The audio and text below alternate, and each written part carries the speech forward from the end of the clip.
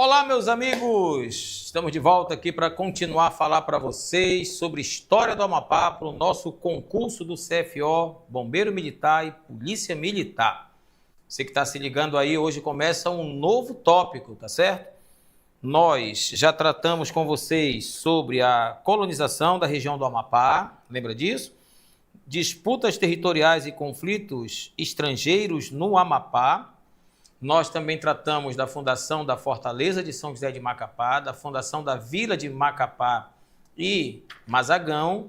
Também fizemos na aula anterior uma bateria de exercícios sobre a questão do Amapá dentro da região do contestado, a figura do herói amapaense Cabralzinho.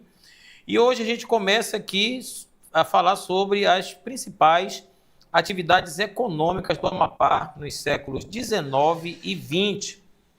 E aí, dentro desse tema, eu vou aproveitar e falar para você sobre já a criação do território federal do Amapá, tá certo? Que tem a ver com a economia do século 20.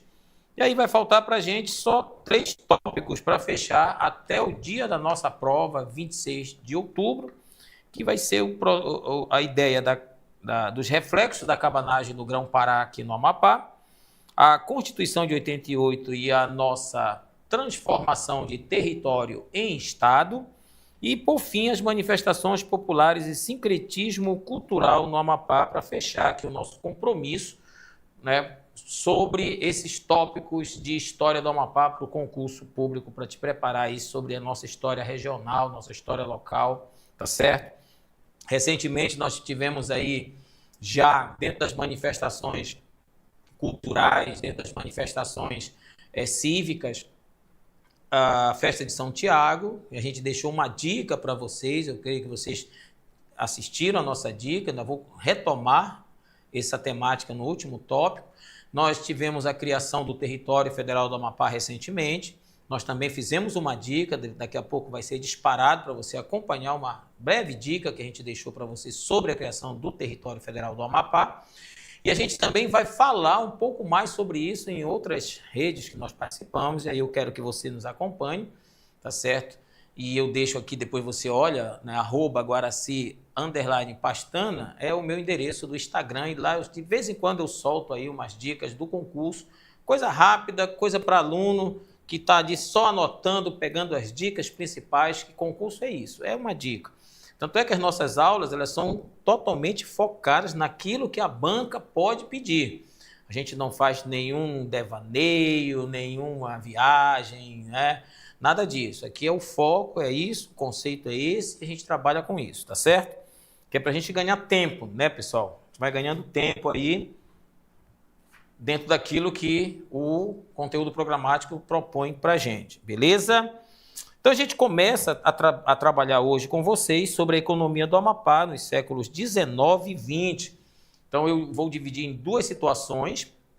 Primeiramente eu vou trabalhar o século 19, depois o século 20 e fazer um comparativo quando da criação do então Território Federal do Amapá, certo? Aí eu trouxe o tema assim, história, ciclos e transformações, não é? Então a gente trouxe aqui para vocês uma jornada através dos séculos de desenvolvimento econômico de uma das regiões mais fascinantes do Brasil, claro, né? Puxando o saco para nós aqui. Então nós temos desde as disputas territoriais do século XIX, até os desafios contemporâneos da gestão pública e sustentabilidade ambiental. Então, a gente trouxe um material bem atualizado para você, tá certo? Dentro das pesquisas que a gente tem sobre a história do Amapá. Preparamos um material bem sucinto, um material bem tranquilo para você acompanhar o nosso conteúdo. Vou trabalhar primeiramente o contexto histórico e geográfico do Amapá lá no século XIX. Então, lá no século XIX, o Amapá emergiu como uma região de fronteira no século XIX, sendo parte integrante do Grão-Pará até o final do século. Seu povoamento sistemático iniciou-se em 1758, sob a égide do Plano Imperialista Português de Proteção da Vasta Região Amazônica, e esta estratégia colonial visava estabelecer uma presença efetiva em territórios remotos, garantindo a soberania lusitana sobre essas terras estratégicas. E aqui eu quero que você já faça um link, tá certo? Olha só, preste atenção. Ó, ei, ele está dizendo que o Amapá, ele vai emergir como região de fronteira no século XIX. Ele vai fazer parte do Grão-Pará até o final do século. O povoamento sistemático vai se iniciar lá em 1758, quando eu tenho a fundação da Vila de São José de Macapá, em 4 de fevereiro de 1758. A gente já tratou disso aqui com você. Qual era a ideia? Era dentro de um plano imperialista português de quê? De proteção da vasta região amazônica. Nós falamos disso quando, em 1750, o Tratado de Madrid definiu estas terras da chamada Amazônia portuguesa para o Estado português. No governo português estava o Marquês de Pombal, que cria aqui a capitania do Grão-Pará e Maranhão. Traz para cá uma companhia de comércio, a Companhia de Comércio do Grão-Pará e Maranhão, e uma proposta de desenvolvimento econômico para essa região. A proposta da chamada agricultura comercial. Lembra disso? Além disso, ele também vai estabelecer aqui uma política protecionista, uma política de defesa territorial com a construção de fortes, e dentro da construção de fortes, destaque para a fortaleza de São José de Macapá. Beleza? Tudo isso para manter a soberania do Estado português na região, né, garantindo essa presença efetiva em territórios remotos, garantindo a soberania lusitana sobre essas terras estratégicas. E aí eu quero colocar para você aqui, olha só, garantindo estabelecer uma presença efetiva em territórios remotos, garantindo a soberania lusitana sobre essas terras estratégicas. Ei, é quase que a mesma ideia quando, em 13 de setembro de 1943, o então presidente Getúlio Vargas decidiu por criar os territórios federais e desmembra essa região, que se chama de Amapá atualmente, do Pará. Quando desmembra do Pará, transforma aqui em território federal do Amapá. E uma das ideias, naquele momento, era a ideia de uma política de desenvolvimento, de povoamento para regiões remotas de difícil acesso, onde o Estado tinha dificuldade de acessar. Não parece assim a mesma situação? É só para a gente refletir, beleza?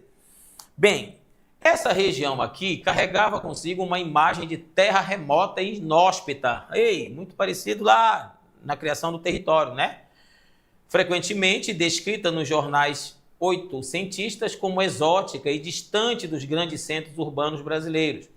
Essa percepção influenciou significativamente as políticas de desenvolvimento e os padrões de migração para a região. Então vejam que ela era tida antigamente como exótica, distante dos grandes centros urbanos brasileiros. Isso vai influenciar políticas de desenvolvimento e também os padrões de migração para essa região.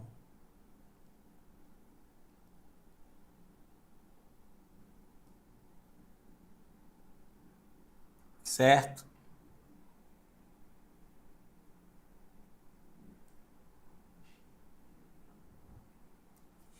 Muito bem. Então, o povoamento, aí eu quero que você veja como destaque aqui, o povoamento do Amapá começou em 1758, como parte da estratégia imperial de proteção da Amazônia.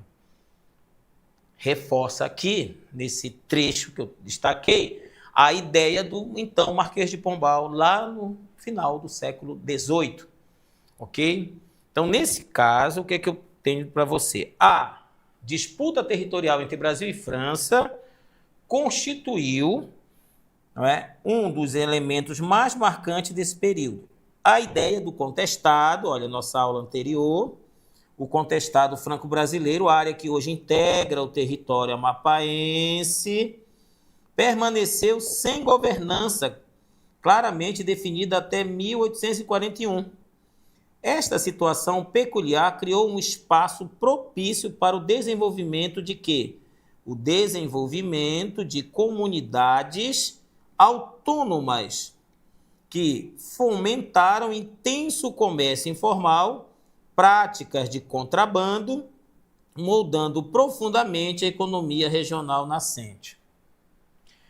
Presta atenção nesse detalhezinho aqui. O que é que acontece? Desde o fim da disputa territorial, desde a ideia de que o contestado passa a ser nosso, até 1841, então até ainda a primeira metade do século XIX, essa região não teve nenhuma definição de governança. Ficou abandonada, anexou, é nosso, estende a bandeira do Brasil aí. E agora? O que fazer? Então, as populações que habitavam essa área, e aí eu estou falando no século XIX já, então as populações que habitavam essa área, elas vão desenvolver um comércio informal, olha só, também práticas de contrabando, não é? E aí isso vai moldar a economia desse local, desse território. Ok? Então, entender isso aí. Não esquece. E aí eu tenho, então, os ciclos econômicos e as atividades produtivas do século XIX. Eu vou focar primeiramente com você no século XIX aqui, certo? Então, eu tenho 3 situações que eu destaquei para vocês, certo? Primeira situação, qual é a ideia? Primeiro, eu tenho o extrativismo vegetal. Então, o que é que eu tenho no século XIX como economia? Não é? Então, para avançar um pouquinho aqui, antes de avançar um pouquinho aqui, eu vou trazer como destaque para você como era a ideia da economia nas vilas de Macapá e Mazagão. Você que gosta de anotar, anote aí. Então, eu tenho primeira situação econômica. Nessas 2 vilas, a agricultura era de subsistência. A agricultura era de subsistência. Segundo aspecto, presença da criação de gado. Criação de gado. E o terceiro aspecto, extrativismo.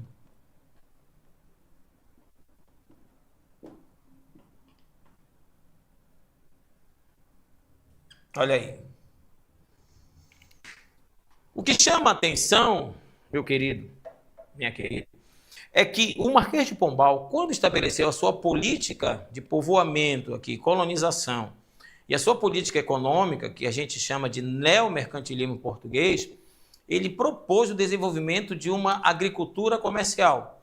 A ideia, naquele momento, eu estou falando do século XVIII, era transformar a Amazônia em um celeiro agrícola, com o desenvolvimento da plantação de algodão, por exemplo, no Amapá, aqui naquilo que a gente chamava, ou chama, dentro da história oficial, de Amazônia Setentrional, desenvolvia, naquele momento, a risicultura, e desenvolvia também plantação de algodão.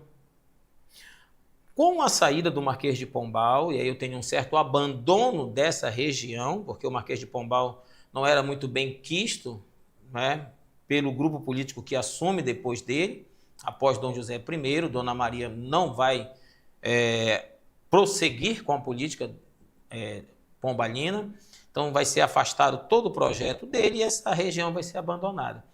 E naquilo que ela é abandonada ali no século XVIII, você tem o surgimento das disputas de fronteiras, que a gente chama mais tarde de contestado. Olha só. Depois da ideia de que o contestado fica até 1841, mais ou menos, ali também abandonado, com a questão do contrabando, com a questão do comércio informal, uma falta de governança, e aí você vai ter depois os conflitos, mais tarde, de 1895, até a definição do contestado em 1900, o que é que você vai ter aí? Você vai ter, então, essa região ainda começando um processo de retomada do seu aspecto econômico. Quando a gente fala disso, então a gente dá destaque para Macapá e Mazagão, que eram as 2 vilas mais importantes desse território no tempo do Marquês de Pombal. Lembrando que ele fundou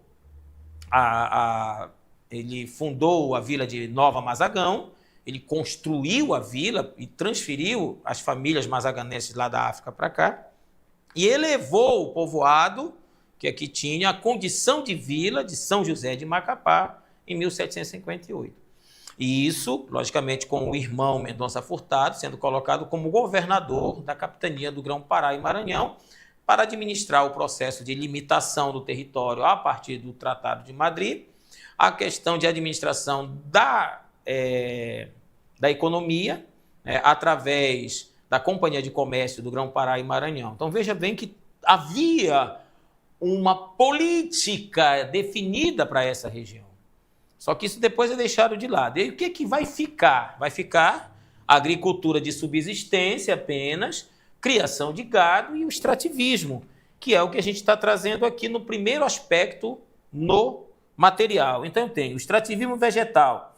Castanha do Pará e madeira constituíram as bases da economia extrativista. Então, eu quero bases da economia extrativista, aproveitando a rica biodiversidade amazônica para gerar renda local. Ele já está atualizando aqui os conceitos. Então, a biodiversidade amazônica. Então, primeiro aspecto da economia, extrativismo vegetal. Destaque, castanha do Pará e madeira. Segundo aspecto, agricultura de subsistência. Produção voltada para o consumo local, enfrentando severas dificuldades climáticas e sanitárias que limitavam a produtividade. E o terceiro foi o comércio informal, que foi constituído a partir de um intenso intercâmbio comercial irregular entre o Pará, a Guiana Francesa e territórios contestados fugindo do controle estatal. A gente pode falar de uma certa situação de pirataria, né, pessoal? Contrabando aí, pirataria. E aí, olha só o que mais está dizendo nosso material. A economia do século XIX, ela baseava-se fundamentalmente no, olha aí, vou grifar, né?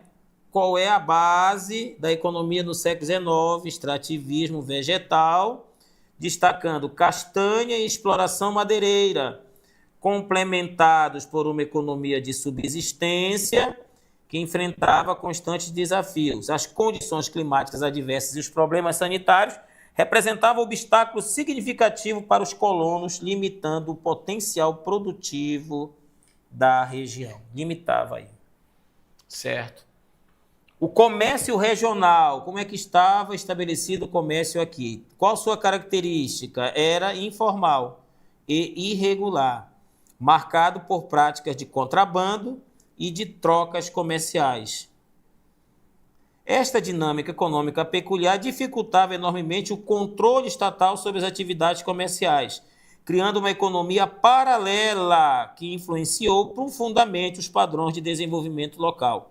Eu tenho a ausência de uma infraestrutura adequada e as disputas territoriais constantes constituíam fatores limitantes para o estabelecimento de um desenvolvimento econômico formal e estruturado.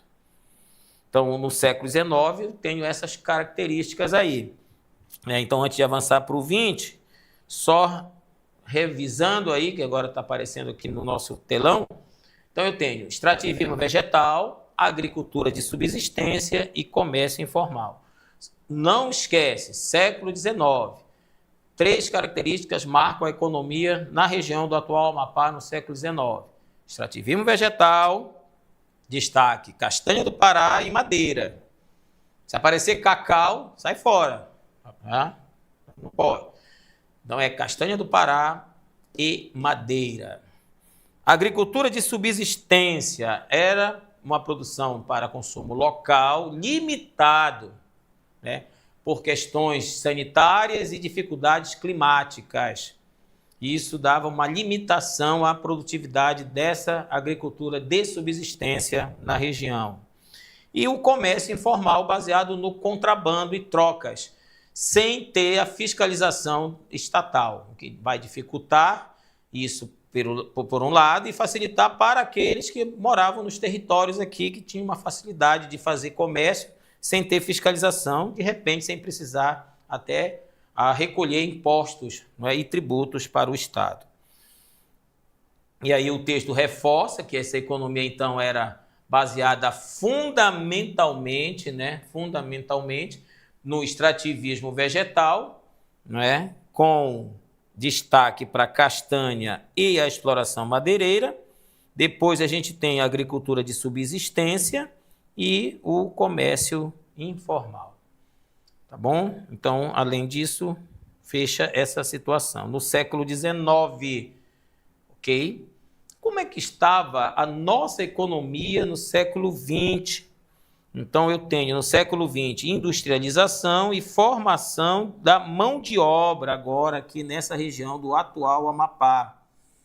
Então, trago duas situações que são novas aqui no século XX. Então, nesse aspecto, nós temos nos anos iniciais do século XX.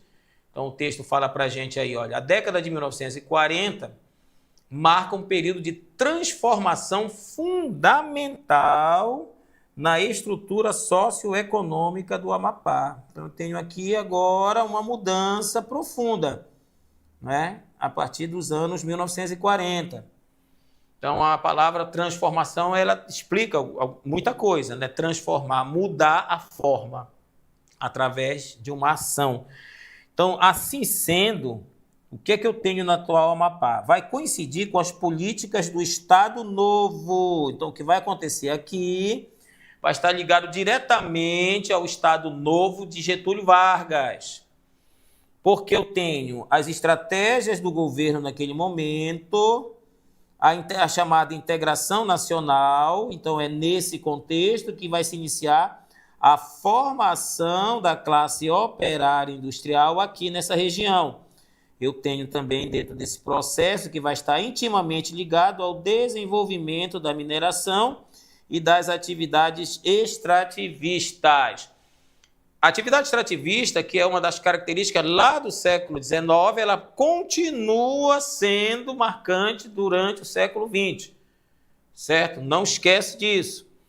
Então, eu tenho uma olhada rápida aqui. No primeiro aspecto, eu tenho entre os anos 1940 e 1945 o início da formação da classe operária industrial, focada em mineração e extrativismo, sobre as políticas do Estado Novo.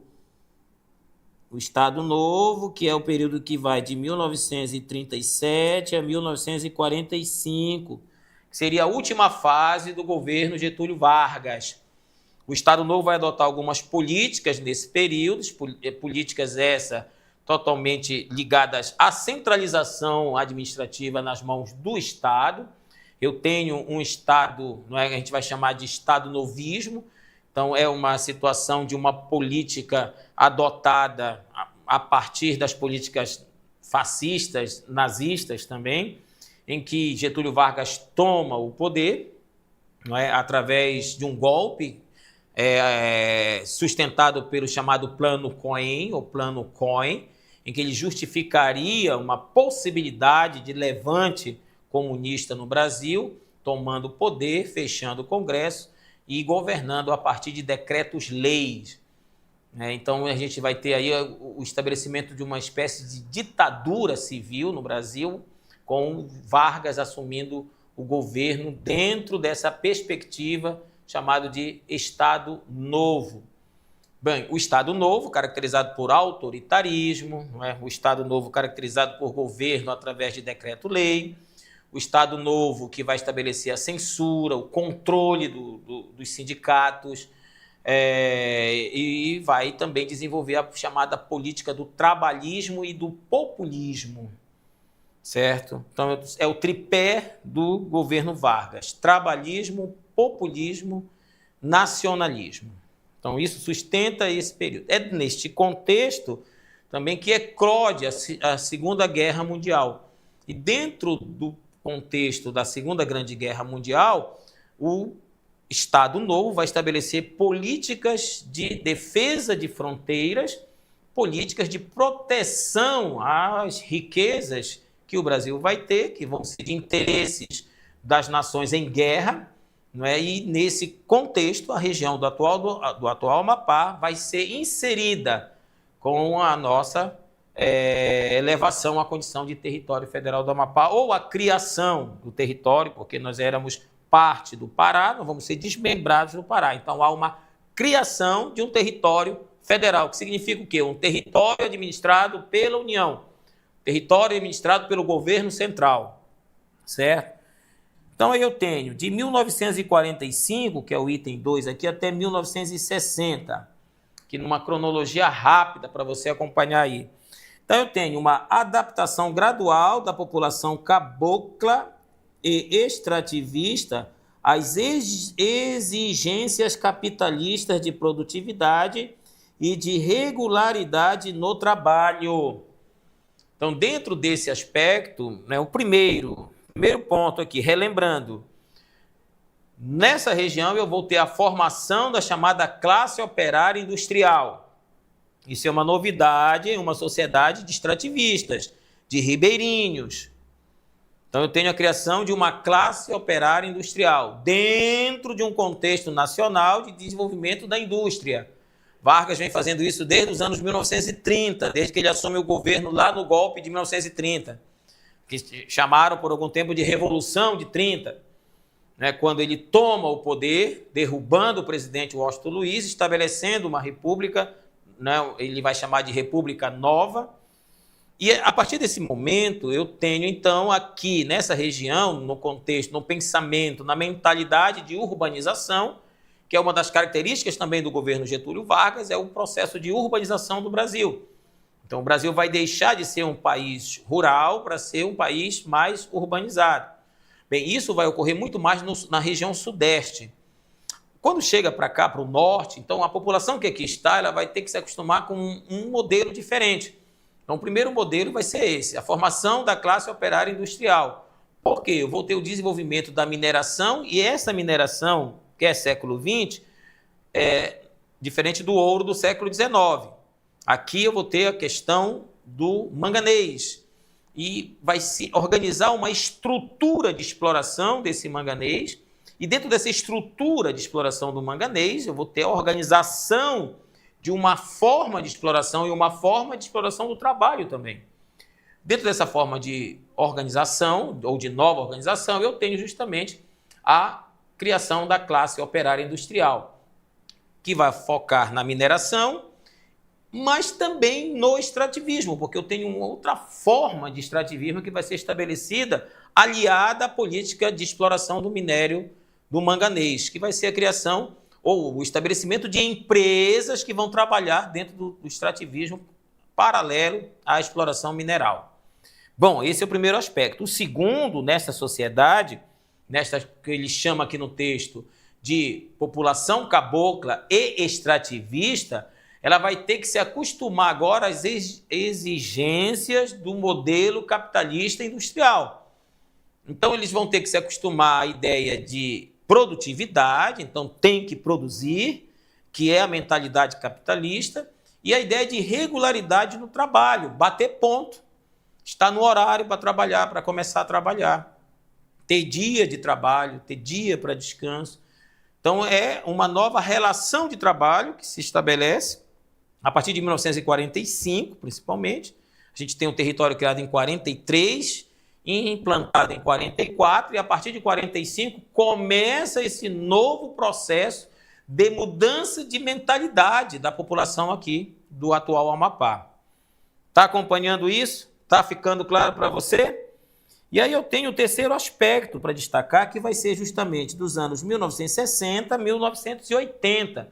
Aqui eu tenho o auge da coisa, né? Eu tenho o auge do processo. Então eu tenho um crescimento lento e desigual, olha só, um crescimento lento e desigual, com um desenvolvimento limitado de infraestrutura urbana e social, refletindo a condição periférica dessa região. Então, é necessário que se analise isso, porque a exploração mineral ela vai ter um foco. A própria empresa que vai ser estabelecida aqui, ou que vai se estabelecer aqui a partir de um acordo com o governo central, ela cria suas próprias condições aqui. Tanto é que a empresa, ao chegar, ela vai construir a sua própria vila, Nós vamos ter a Vila Amazonas, no distrito de Santana, que mais tarde será Distrito Industrial de Santana, e a construção de uma vila lá dentro da floresta, né? Lá na Serra do Navio, onde é o foco da exploração, em padrões diferentes dos padrões brasileiros. Né? E a forma de trabalho que vai se estabelecer, que é esse trabalho nos moldes do capitalismo industrial, com a regularidade do trabalho, com as questões de produtividade. Então, você tem isso. E eu tenho, nas áreas periféricas, uma espécie apenas de reflexo desse processo. Então, eu tenho realmente um desenvolvimento, mas ele é lento. Eu não estou percebendo o crescimento, por exemplo, da capital Macapá. A capital Macapá continua rural. Então, a capital Macapá só vai deixar de ser uma cidade rural a partir dos anos 1980. Não é até os anos 1980, é a partir dos anos 1980 que você vai perceber uma espécie de crescimento urbano na cidade de Macapá. Ok? Está dando para perceber aí? A outra questão que ele diz, não há o desenvolvimento de uma infraestrutura assim, organizada. Há um crescimento limitado dessa infraestrutura. Ok? E a questão da própria sociedade, não é? Que vai ainda ser olhada como uma sociedade periférica. Então, são três situações que a gente destaca aqui nesse início do século XX, para que você, então, possa perceber como que esta região se organizou. O texto fala em população cabocla. Tradicionalmente, então, tem a tradição dedicada ao extrativismo, enfrentou significativos desafios de adaptação às novas exigências do sistema capitalista industrial. Eu tenho uma transição para padrões de produtividade, de regularidade laboral.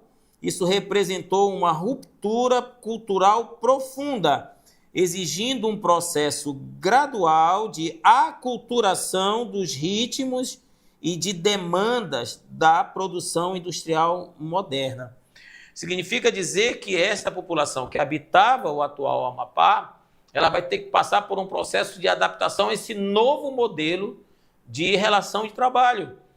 Então tem que acordar num determinado horário, tem que produzir, que é isso que o sistema da época, o capitalismo industrial da época exigia, produtividade, baseada em teorias de produtividade capitalista, que vinham se espalhando desde o século XVIII, se aprofundando no XIX, e aí eu tenho o século XX que entra nesse aspecto, logicamente passando pelas duas grandes guerras que modificou o comportamento, a mentalidade. E aí eu tenho esse tipo de situação chegando aqui à região do Amapá, e as populações caboclas que habitavam, assim como o texto chama, né, a população cabocla, que era tradicionalmente dedicada ao extrativismo, e o extrativismo ele não depende de relógio de ponto, ele não depende de folha de ponto, ele depende de clima, ele depende de momentos, ele depende de períodos. Né? Então há um período que eu vou lá e vou fazer a coleta da castanha do Pará, então tem um período dela cair, né? E aí eu vou fazer a coleta. Então existe um período dentro do ano para fazer isso. Se eu vou fazer uma plantação em uma roça de coivara, que é aquela roça tradicional aqui da Amazônia, herança dos povos originários, eu tenho que esperar o período para poder fazer, então, né, o processo de preparação desse ambiente, com o desmatamento de um determinado espaço, né, com a questão da broca, que chama, com a questão da queimada, depois com a semeadura. Então, eu preciso de tempo e eu não vou olhar para relógio, eu vou olhar para o período climático. Mas aí, com a chegada desse novo modelo capitalista, eu vou ter que bater ponto, eu vou ter que produzir. Então, é um processo gradual que vai exigir, segundo o próprio texto, processo de aculturação. Eu não gosto muito dessa palavra. Eu gosto mais da palavra adaptação ao novo modelo, que vai exigir isso, né, daqueles que habitam essa região. Por isso que o texto fala em formação de uma classe operária industrial aqui nessa região. Então, os que moram aqui, né, ao serem contratados pela empresa que vai explorar o minério, eles vão ter que se adaptar a isso. Né? Horários, comportamentos, entendeu? Então, tudo isso será consequências desse novo modelo que vai chegar nessa região, tá certo? O crescimento econômico, então, mas ele fala do crescimento econômico do período, ele se caracterizou, então vamos às características, por uma lentidão e natureza desigual, com investimentos limitados em infraestrutura urbana e social. Esta realidade refletia claramente a condição periférica da região no contexto nacional, onde o desenvolvimento lá concentrava-se nos grandes centros urbanos do Sul e Sudeste. Então, relegando a Amazônia numa posição secundária no processo de industrialização brasileira.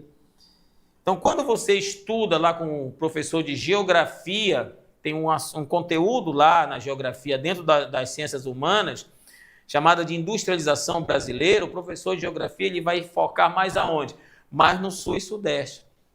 Não é verdade? A história, quando eu vou discutir o processo de início da industrialização, ali pela década de 1910, por exemplo, na virada do 19 para o 20, lá no 19 a gente vai falar já de industrialização no Sudeste, a partir da chamada Era Mauá, e aí vira para cá com a questão da imigração, com a questão da necessidade que o Brasil vai ter de produzir por conta da eclosão da Primeira Grande Guerra Mundial, que vai ser a força motriz do desenvolvimento das primeiras fábricas no Brasil, mas aí é Sudeste, principalmente São Paulo, o eixo São Paulo, Rio de Janeiro ali, e o Nordeste e o Norte ficam um pouco afastados desse aspecto de uma política de desenvolvimento aqui, assim como estava se desenvolvendo uma política de desenvolvimento industrial e urbano no Sudeste e no Sul, por exemplo. Então, quando chega aqui, finalmente, ali pelos anos 1940, a partir da questão da mineração também, você vai ter um modelo que vai ser estabelecido, mas não terá uma política direcionada para o desenvolvimento das cidades que ficam dentro do eixo de exploração do minério. Então, é por isso que, de repente, quando a empresa que explorava, a ICOME, explorava o manganês, quando ela foi embora, deixou uma outra empresa no lugar, e aí depois que a empresa foi embora, deixou só o lixo aí. Então, você vê o quê? Vê a consequência de duas vilas que foram construídas dentro de um padrão americano. Aí você vai à Serra do Navio, uma cidade abandonada. Ela foi elevada à condição de patrimônio, mas ninguém preserva, ninguém olha para aquilo. Foi transformada em município, não é? E aí você tem a vila ali, a lembrança apenas do que foi o auge do processo industrial, a partir da indústria de mineração. Você tem aqui na cidade, hoje, município também de Santana, olha só, isso a gente vai discutir um pouco da frente, ou talvez o meu colega de Geografia do Amapá vai discutir a questão dos municípios que vão surgir, não é? E dentro desse processo de elevação a território, a partir da Constituição de 88, que é tema nosso aqui também, eu vou discutir um pouco isso. Então você vê lá uma vila também que ficou ali, né? Parou no tempo. Você vê uma estrada de ferro que está toda abandonada, e aí você tem parte da estrada de ferro que chega aqui pelo quilômetro 9, toda ocupada nas laterais por invasões, e além disso, tem gente que passou asfalto por cima do trilho que atravessa ali. Se um dia houver a ideia de restaurar isso, vai ter que quebrar muita coisa daqui até a Serra do Navio. Então você tem um trem que está parado no meio de uma rodovia ali, você passa, está um trem parado ali, virando carcaça. Ou seja, a política foi apenas para explorar o minério, levou-se tudo, deixaram um buraco aí na Serra do Navio, e aí não deixaram nenhuma herança positiva para a população que aqui está e que aqui ficou. Então é necessário que se olhe o aspecto dessa exploração um pouco mais crítico, para que a gente possa entender daqui a pouco a ideia das outras economias que vão chegar após esse processo, para que essas economias que estão chegando, como a exploração do petróleo, seja benéfica para os povos que aqui estão habitando. A gente vai tratar um pouco disso aqui, tá certo? Bom, por questão do tempo, não é? Eu iria entrar no outro aspecto, mas para não ficar quebrado, na próxima aula eu vou falar do garimpo do Lourenço e a economia mineral. E aí ainda é dentro das atividades econômicas do século XX, tá certo? A gente vai discutir a partir daí a exploração aurífera no Lourenço, onde se explorou muito ouro mesmo, né? E a economia mineral com a questão da exploração do minério de manganês. E no mesmo contexto vou falar com você sobre a criação do território federal do Amapá, ok? Curta esta aula, compartilhe, faça o seu comentário, tire sua dúvida, tá certo? Me acompanhe lá pelo Instagram, já deixei aí o endereço, estou pelo Facebook dando algumas dicas rápidas, de vez em quando ali pelos meus stories, voltado ao concurso público dentro de História do Amapá, para que você que vai fazer o concurso, faça com segurança, faça, né, sabendo um pouco sobre a nossa história local, que é muito boa de ser estudada, que é muito boa de ser lembrada. Legal? Terminamos por aqui. Muito obrigado.